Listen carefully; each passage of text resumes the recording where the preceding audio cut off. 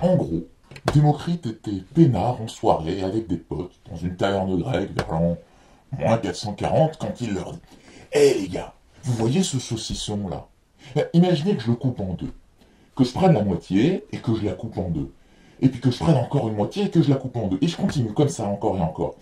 On est d'accord, au bout d'un moment, je tomberai sur un morceau super petit que je pourrais pas couper en deux.» Il venait d'inventer le concept de l'atome.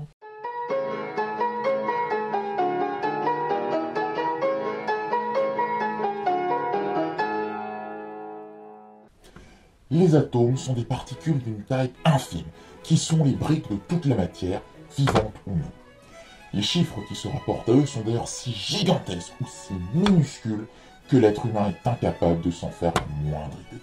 Mais alors c'est quoi un atome? Un atome, c'est tout d'abord un noyau, un gros truc composé de particules encore plus petites, les nucléons. Il y a deux sortes de nucléons, les protons, chargés positivement, et les neutrons, qui n'ont pas de charge électrique. Le diamètre du noyau est de l'ordre du femtomètre, 10 puissance moins 15 mètres. En gros, vous prenez votre règle de 30 cm, on en a tous à la maison, et dessus vous prenez 1 mm. Ce petit millimètre, vous le coupez grosso modo en 1 milliard de segments égaux. Et ce milliardième de millimètre, qui est déjà très très petit, vous allez le couper encore en 1000. Et là, vous avez un noyau d'atome. Ouais, mais un atome, c'est pas seulement un noyau. Pas du tout, en fait. En vérité, un atome, c'est surtout du vide. Oui, oui, du vide. La matière, c'est essentiellement composé de vide. Qui a dit que la physique était logique? Parce qu'au-delà du noyau, qui concentre à la louche 99,9999% des masses de l'atome quand même, s'étend une sphère de vide, dont le noyau est le centre, et dont le diamètre est cette fois de l'ordre du picomètre, 10 puissance moins 12 mètres. Si pour nous, êtres humains inférieurs, ça n'a fichtrement aucune différence, pour l'atome, ça en a une. Et pour cause. L'atome, donc la sphère de vide avec le noyau au centre, a un diamètre 1000 fois plus grand que son noyau. Si le noyau était une orange de, disons, 10 cm de diamètre, l'atome, lui, s'étendrait sur 50 mètres à la ronde. Et ce vide, me direz-vous? Non, faut que je vous l'avoue, il est pas totalement vide, non. Non, en fait, il contient des particules. Des particules encore plus difficiles à représenter, à s'imaginer, à peser, à mesurer, bref, des particules encore plus reloues que les autres particules. Mesdames et messieurs, je vous présente l'électron. Cet électron, il a exactement la charge d'un proton, mais en négatif. Et ces électrons, ils se répartissent en couches successives autour du noyau d'atome. Maintenant qu'on a vu grosso modo ce que c'était qu'un atome, on va voir 3 règles qui concernent.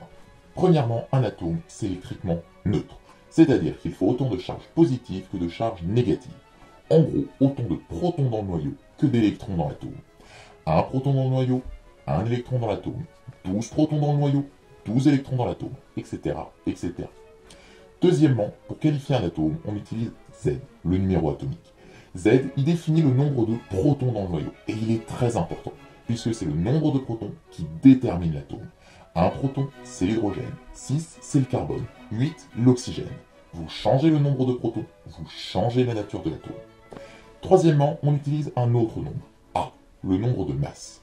Ce nombre, il détermine simplement le nombre de nucléons dans le noyau, c'est-à-dire le nombre de protons plus de neutrons. Et quand on y réfléchit bien, vouloir transformer le plomb en or, eh ben c'est pas si stupide. Regardez, l'atome de plomb, c'est 82 protons dans son noyau. L'atome d'or, 79. Il suffirait donc, entre grosses guillemets, d'enlever 3 protons à l'atome de plomb et paf, on a un atome d'or. Bon, je vous rassure tout de suite, hein. Dans les faits, c'est hyper chaud à faire, et c'est pas du tout rentable.